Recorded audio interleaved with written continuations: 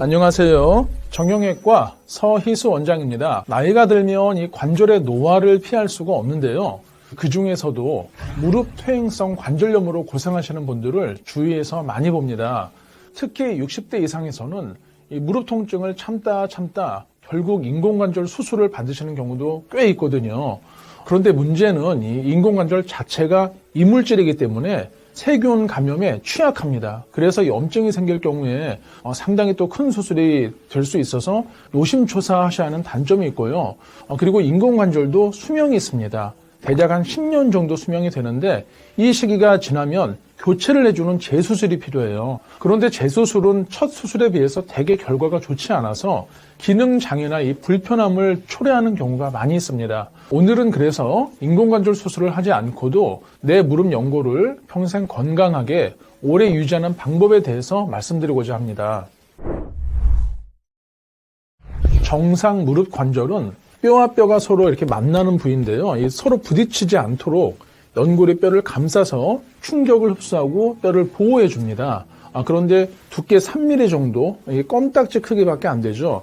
이 두께 3mm 정도 불과한 연골은 나이가 들면서 점점 닳아지고 없어지는데 스스로는 재생이 되질 않아요. 그래서 결국에는 연골이 모두 닳아져서 이 무릎 뼈와 뼈끼리 부딪히는 퇴행성 관절염이 발생합니다. 이 연골이 닳아서 뼈끼리 부딪히면 아주 극심한 통증이 나타나겠죠. 그래서 오래 걷거나 계단을 내려가는 일이 상당히 어려워지고요. 이 관절염이 더 악화되면 무릎에 작은 뼈들이 오돌투돌하게 자라납니다. 그래서 무릎을 구부리거나 펼 때 우두둑 걸리는 소리가 나기도 하고요. 무릎이 완전히 펴지거나 구부려지는 동작이 힘들어지기도 합니다. 무릎 퇴행성 관절염의 진단은 엑스레이나 초음파, MRI 검사로 뼈와 뼈 사이에 연골이 차지하는 그 간격을 봐서 이 간격이 좁아졌으면 관절염으로 진단을 할 수가 있어요. 그런데 문제는 검사에서는 뼈끼리 부딪혀 있는데 맞닿아 있는데 별로 통증이 없다, 아프지 않다라고 하시는 경우도 꽤 있습니다. 이 뜻은 무릎 퇴행성 관절염이 진행 중이어도 별다른 통증을 못 느끼시는 이 숨은 환자가 많다는 의미거든요. 그래서 통증이 심하지 않더라도 조금의 불편함이나 이상이 있으시다면 정확한 진단을 통해서 조기에 치료하시는 것이 중요하겠습니다. 무릎 퇴행성 관절염의 가장 큰 원인은 노화인데요. 이 연골의 노화를 거스를 방법은 없지만 완화시킬 수 있는 방법이 있습니다. 첫 번째는 바로 체중을 줄이는 것입니다. 이 체중이 더 나갈수록 무릎에 가해지는 부담이 커져서 연골이 빨리 닳게 되거든요. 저희가 환자분들께 꼭 말씀드려요.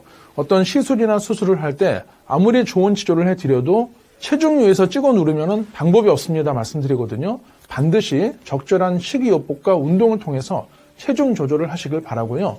그리고 또 중요한 두 번째 방법은 허벅지 근육을 키우는 것입니다.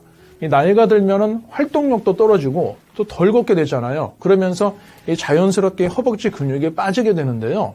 이 허벅지 근육은 무릎 관절에 가해지는 체중이나 충격을 흡수해서 연골을 보호해 줄 뿐만 아니라 이 근육에서 분비되는 이 호르몬인 마이오카인은 바로 연골 세포가 노화되는 것을 막아주는 역할을 합니다.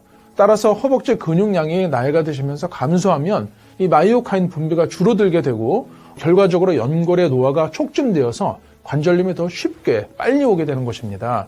특히나 이 허벅지 근육이 빠지게 되면은 활동량이 더 감소해서 뼈의 자극도 줄어들게 되거든요.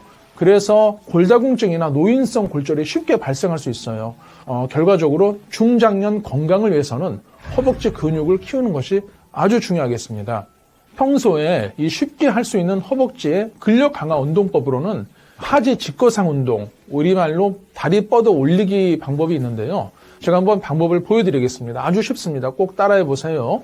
이 방법은 앉아서 이 무릎을 구부린 상태에서 발끝을 위로 당기면서 무릎을 쭉 펴세요. 이렇게 편 채로 발끝을 내 쪽으로 당기셔야 합니다. 이렇게 10초 유지하시고 다시 무릎을 내리고 이후 다시 올리셔서 10초 유지하시고 내리시고 이것을 천천히 반복하는 것입니다. 한 번에 15회씩 하루 5세트 정도를 6개월 정도 해보시면 이 허벅지 근육량이 아주 달라지는 것을 느끼실 수 있습니다. 지금까지는 스스로 할 수 있는 관절염 예방법에 대해서 말씀드렸는데요. 병원에 오시는 분들은 관절염이 어느 정도 진행된 상태이기 때문에 내가 할 수 있는 것 말고 의학적으로 도움을 받을 수 있는 것이 무엇이냐라고 물어보시는 경우가 많습니다.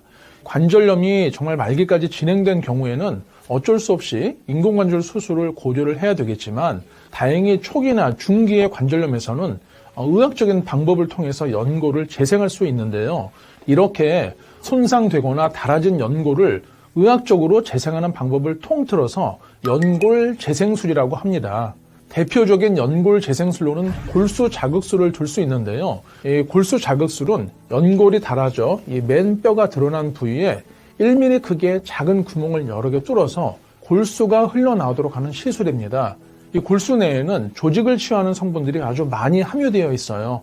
따라서 시술 후에는 수개월에 걸쳐서 골수가 흘러나오게 되는데요. 골수 내 조직 치유 성분들이 연골을 수개월에 걸쳐서 재생을 시키는 그런 역할을 합니다. 한번 시술 방법에 대해서 또 자세히 설명을 드리겠습니다.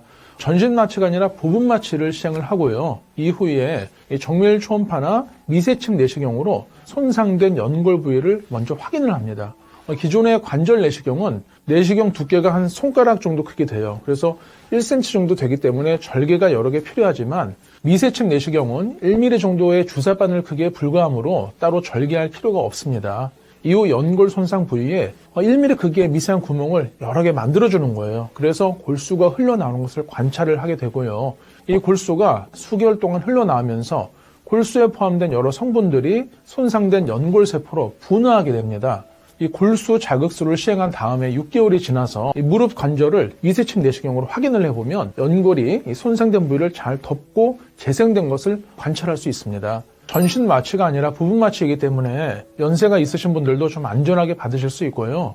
시술 시간이 총 30분 정도여서 시술 후에 당일 퇴원이 가능하고 바로 일상생활을 할 수 있는 특징이 있겠습니다. 이런 골수 자극술 등의 연골 재생술을 받으신 다음에 허벅지 근육 강화 운동을 꾸준히 하시고 식이 조절을 통해서 적절한 체중을 유지하신다면 100세 시대에 맞추어서 내 무릎을 건강하게 오래 유지할 수 있겠습니다. 오늘은 무릎 퇴행성 관절염의 어떤 예방이나 치료법에 대해서 말씀을 드렸고요. 마지막으로 당부드리고 싶은 것은요. 환자분들께서 무릎이 많이 아프실 때는 인공관절 같은 좀 큰 수술을 그냥 한 번에 받고 좀 편해지면 어떨까요? 라고 의학적 자문을 많이 구하시는 경우가 있어요. 그런데 환자분들께 꼭 말씀을 드립니다. 세상에 아무리 좋은 인공관절도 내 무릎보다는 못합니다.